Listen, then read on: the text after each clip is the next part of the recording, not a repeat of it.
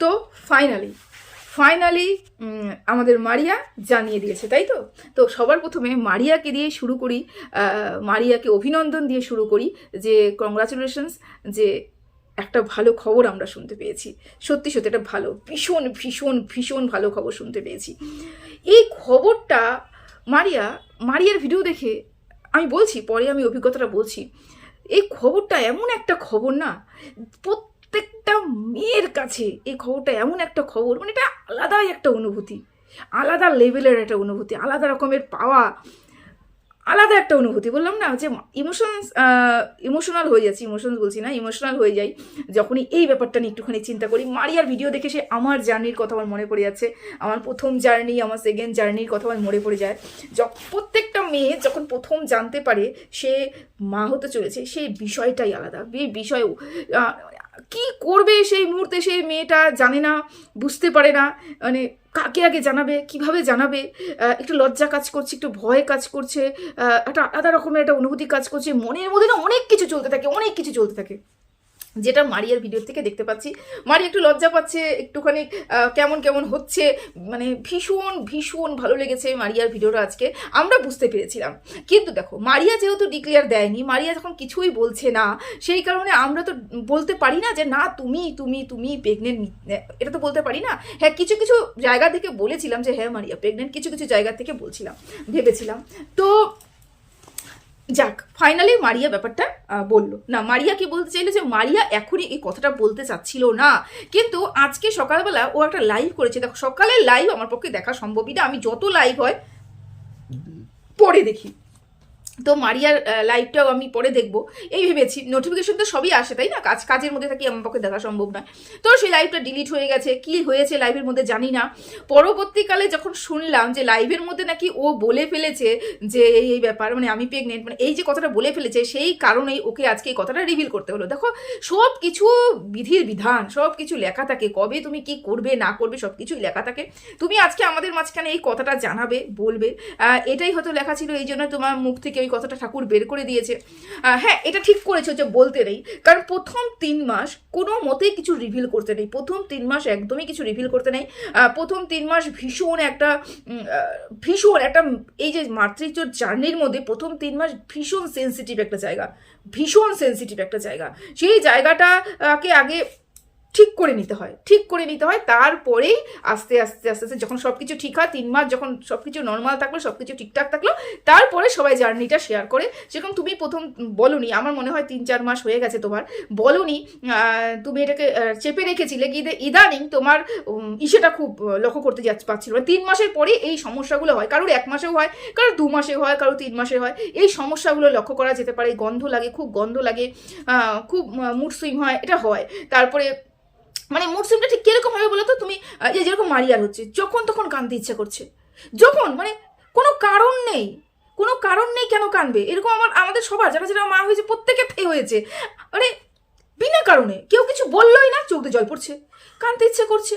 আবার কোনো কারণে কেউ কোনো কিছু বললোই না, হয়তো ছোট্ট একটা কোনো কথা বললো, সেটা শুনে আমি এত খুশি হয়ে গেলাম, হা করে হাসা শুরু করলাম। মানে অতটা হাসির কথা নয়, কিন্তু আমি হাসছি, মন ভীষণ ফুরফুরে মেজাজ, এরকম হয়। অনেক সময় মানে আলসি, কিচ্ছু করতে ইচ্ছে করে না, মানে পারলে আমাকে বেডে যদি কেউ কিছু খাবার দিয়ে দিত সেইটাই হতো, মানে এরকম সমস্যা আছে। দেখো, মানে বললাম না, কখন কি হয় ঠিক বোঝা যায় না, সেরকমই মারিয়ার মধ্যে হচ্ছে। সেগুলো দেখে আমরা তো মোটামুটি বুঝতেই পেরেছিলাম, কিন্তু আমরা তো শিওর, আমরা তো স্টেটমেন্ট দিতে পারি না, তাই না? যতক্ষণ না মারিয়া স্টেটমেন্ট দিচ্ছে আমরা তো দিতে পারি না। আমরা কেন স্টেটমেন্ট দিতে যাবো যখন যেখানে মারিয়া কিছু বলছে না? সেই কারণে আমরাও দৌড়াচলে ছিলাম, আমরাও বলে এসেছি যে আমিও তো বলে এসেছি, আমরা বলছি, মানে আমিও বলে এসেছি যে ঠিক আছে, হলেও হতে পারে, নাও হতে পারে, কিন্তু 100% শিওর ছিলাম মারিয়া প্রেগনেন্ট। তবে আজকে মারিয়া এটা কথাটা জানিয়ে দিয়ে ভীষণ ভালো করেছে। অনেকগুলো ব্যাপার রয়েছে মারিয়া, সেটা হচ্ছে নতুন কাপড় পরা, নতুন কাপড় পরতে নেই, নতুন কাপড়ই পরতে নেই, ধুয়ে কাপড় পরা কেন, নতুন কাপড়টাই পরতে নেই স্বাদের আগে, আমাদের যেটা নিয়ম। আর পায়েস খেতে নেই স্বাদের আগে। কেন খেতে নেই? স্বাদে আমাদের মেয়েদের তো প্রথম মানে প্রেগনেন্ট মহিলা, তাদের তো স্বাদ হয় অনেক বড় করে অনুষ্ঠান করে, অনেক বড় মিন্স অনুষ্ঠান মিন্স মানে বিশাল লোকজন ডাকবে সেটার কথা আমি বলিনি, স্বাদ হয় একটা সুন্দর করে।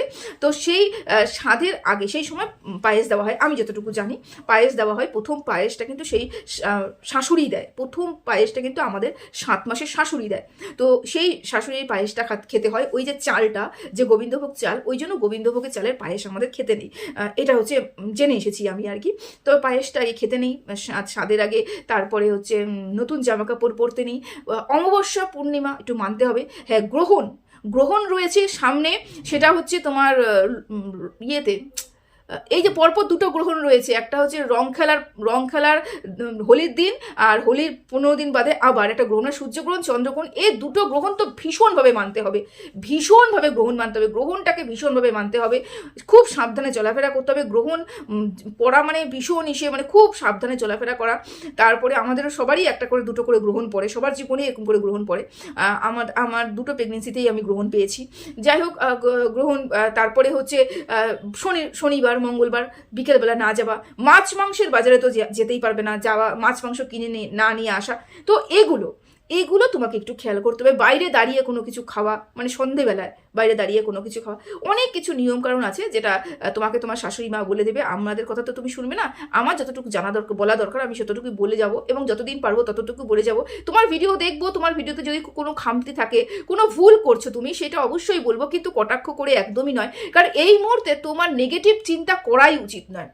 নেগেটিভ কন্ট্রোভার্সি ভিডিও তো দূরেই থাক, নেগেটিভ কথা বলা উচিত নয়, নেগেটিভ চিন্তা করা উচিত নয়, পুরোপুরি পজিটিভ থাকতে হবে, মাইন্ড পুরোপুরি পজিটিভ থাকতে হবে।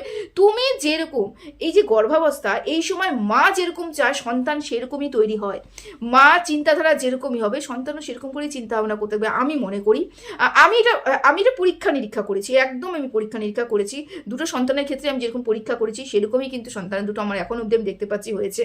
তো এগুলো করতে হবে, অনেক কিছু বিধিনিষেধ রয়েছে, অনেক কিছু মানার ব্যাপার রয়েছে, অনেক কিছু গ্রহণ করার ব্যাপার রয়েছে, সব কিছু মেনে তোমাকে চলতে হবে। ভীষণ ভালো লাগলো আজকে এরকম একটা খবর তুমি আমাদেরকে দিলে। এরপর থেকে নেগেটিভ দিকে তাকাবেও না, নেগেটিভ কথা শুনবে না, নেগেটিভভাবে ভাববে না। আর নেগেটিভ কমেন্ট পড়লে পরেও সেখানে নেগেটিভ উত্তর দেবে না, উত্তর দিতে গেলে পরেও তোমাকে চিন্তা ভাবনা করতে হবে। যখনই চিন্তা করবে তখনই ওই নেগেটিভ চিন্তাই আসবে, সে কোনো নেগেটিভ চিন্তা ভাবনা পর্যন্ত তুমি করবে না, এবং কমেন্টও পর্যন্ত নেগেটিভ করবে না আমি মনে করছি। তাই এগুলো কিন্তু একদমই উচিত নয়। তো আশা করি তুমি এই কথাগুলো রাখবে, এগুলো রাখা উচিত। আচ্ছা, এবার বলি যে পম্পম এবং মারিয়া দুজনকে দেখে ভীষণ ভালো লাগছিল, দুজনই একটা বাচ্চা ফিল, মানে বাচ্চা মনে হচ্ছিল, দুজনেই লজ্জা পাচ্ছে, দুজনেই বলতে চাচ্ছে, এই ওকে দেখে লজ্জা পাচ্ছে, ওকে দেখে লজ্জা পাচ্ছে, একদম পুরোনো দিনের কথা মনে পড়ে গেল আর কি। তো ভীষণ ভালো একটা অভিজ্ঞতা, আর এটা একটা বিশাল বড় অভিজ্ঞতা, মানে এই জার্নিটা একটা বিশাল বড় জার্নি। আর এটা মানে কি বলবো তো, এগুলো বলা যায়, এগুলো মানে একটা আলাদা লেভেলের একটা, কি বলবো, ভাষায় এগুলো প্রকাশ করা যায় না, কথায় এই অনুভূতি প্রকাশ করা যায় না। যখন বুঝতে পারবে গর্ভেও কেউ রয়েছে, যখন বুঝতে পারবে ভেতরেও কেউ কথা শুনছে, ভেতরেও কেউ লাথি মারছে, তোমার কথার সে উত্তর দিচ্ছে, তখন অনুভূতিটা আরও বাড়বে, মানে তখন আরও একটা অন্য পর্যায়ে পৌঁছে যাবে সেই ইয়েটা আর কি। তো যাই হোক, অভিজ্ঞতা তোমার আস্তে আস্তে বাড়বে, অভিজ্ঞতা আস্তে আস্তে করবে। ঠাকুরের কাছে সবসময় যেন প্রার্থনা করি, এই মাতৃত্বের স্বাদ ঠাকুর প্রত্যেকটা মহিলাকে দেখ। পিসিওডি থাকার পরেও 1 বছরের মাথায় তুমি যে জার্নিটা শুরু করতে পেরেছো, অশেষ কৃপা।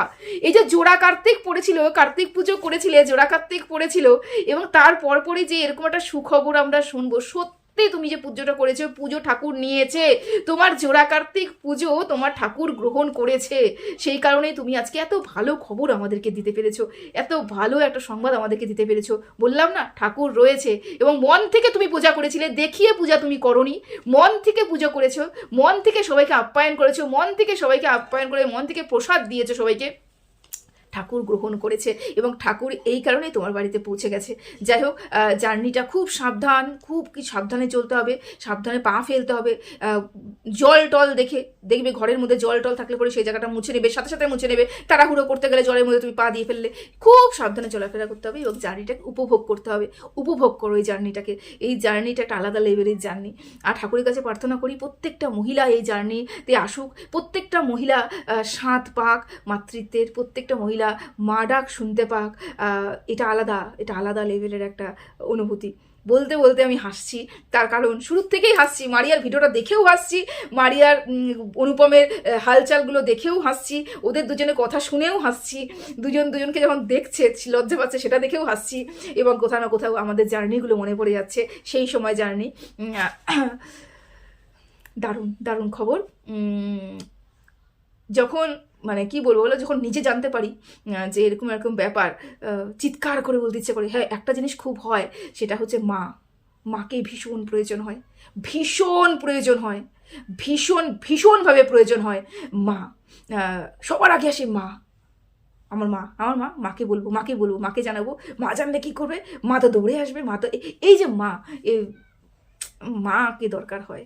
তাই ঠাকুরের কাছে প্রার্থনা করি তোমার মা তোমার কাছে ফিরে আসুক। ঠাকুরের কাছে প্রার্থনা করি মা এই খবরটা শোনার পরে এক্সাইটেড হয়ে যাক এবং সব কিছু ঠিক হয়ে যাক, মা চলে আসুক। আমাদের তোমার এবং আমার মার মধ্যে যে মিলন, সেই মিলনটা আমরা দেখতে পারি এবং এই জার্নিতে মায়ের একটা বিশাল ভূমিকা, সেই ভূমিকাটা আমরা দেখতে পারি।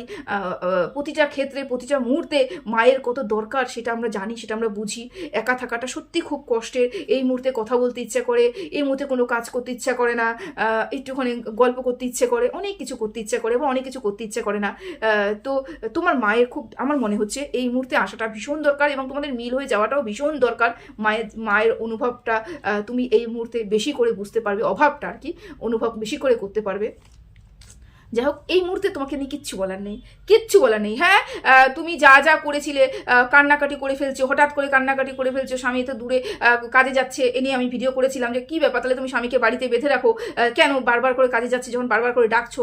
এটাও তারপরে বুঝতে পারলাম যে মানে এখন এই সময় দরকার হয়, যেহেতু তুমি একা থাকছো সেই সময় দরকার হয়। এবং এটা পম্পমও বুঝতে পারছে যে ওর মুসলিম হচ্ছে এবং পম্পমের মতন একটা জীবনসাথীকে পেয়েছো যে তোমাকে বুঝতে পারছে যে ওর এরকম সমস্যা হচ্ছে। ও দুটো গালি দিলে পরেও আমি চুপ করে শুনে যাই, কেন ওর এটা সমস্যা হচ্ছে। এরকম পুরুষ পাওয়াও কিন্তু ভাগ্যের ব্যাপার। টাকা পয়সা কম বেশি সবারই থাকে, তাই না? এরকম কেয়ারিং একটা হাজবেন্ড পাওয়া কিন্তু ভাগ্যের ব্যাপার, এটা কিন্তু ঠিক কথা। টাকা পয়সা আজ আছে কাল নেই, বা টাকা তুমি বেশি ইনকাম করছো সেই কারণে পম্পম তোমার এসে করছে, মানুষ অনেক কথাই বলবে। কিন্তু এই যে তোমাকে এই সময়টা যে জার্নিটা তোমার শুরু হয়েছে, এই সময় যে তোমাকে সাপোর্ট করছে না, এই সময় এই সাপোর্টটা তোমার ভীষণ পরিমাণে দরকার ছিল। এবং পম্পম বলে এই জার্নিটাতে তোমাকে এরকম করে সাপোর্ট করছে। সবাই কিন্তু এরকম সাপোর্ট করতে পারে না, সবাই চাইলেও সাপোর্ট করতে পারে না, কারণ তারা সবাই কাজে ব্যস্ত থাকে, এতটাই ব্যস্ত থাকে যে তারা চাইলেও করতে পারে না। ঠিক আছে, তো চলো এতটুকুই রাখলাম, ভিডিওটা এখানেই শেষ করলাম। সবাই ভালো থেকো, সুস্থ থেকো। আর মারিয়া সুখবর দেওয়ার জন্য আর এই সুখবরটা দিলে তার জন্য তোমাকেও অনেক ধন্যবাদ, বা বলতে পারি অনেক অভিনন্দন। আবার বলি কংগ্রাচুলেশনস।